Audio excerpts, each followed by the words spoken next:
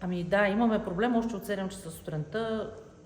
От секционните комисии си подават сигнали хората, че отпечатват или празни бюлетини пускат, или въобще не пускат бюлетини. Колко точно са сигналите, не мога да кажа. В момента 15 човека приемаме сигнали. Лично аз съм приела около 30 сигнала вече. Ако и колегите са приели по толкова, може да си представите за какво става дума.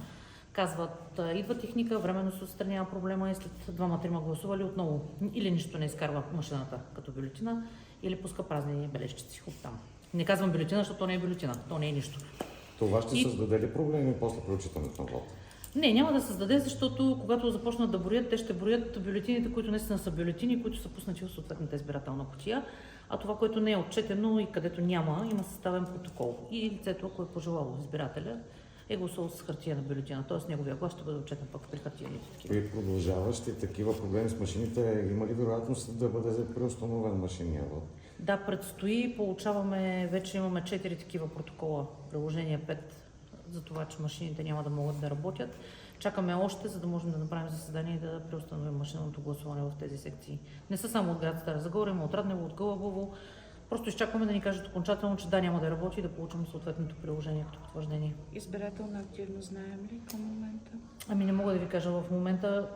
Не съм погледнала, нямаме време. Мисля, че колегите я подадоха, но може да се види на страницата на РИК. А сигнали от сутринта за нарушение на изборния процес? Сигналите отново са свързани с машините. Избиратели ротаят срещу това, че машините не работят, за което обаче съответно ние няма как да реагираме. Опитваме се каквото можем, където може да се отстранява проблема. Други сигнали извън няма? Не, свързано е всичко с гласуване. Имаше един сигнал, който ти първа проверихме. Колегите ходиха и изясняха, че на таблото нямало телефон на МВР и на РИК, което...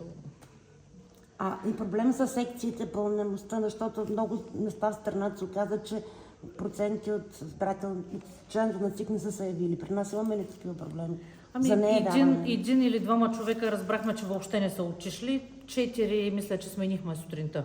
Поспешност, но това е за днешния ден. Няма някакъв наплив или отлив от... Ако направим един аналог с предходните избори, тази година проблема с машинния вод по-голям ли е? Да, определено проблема с машините е много голям. Чисто като принтер, предполагам, самото устройство не работи, поне това казаха от секционните комисии. Техниците казват, принтерите им не работят.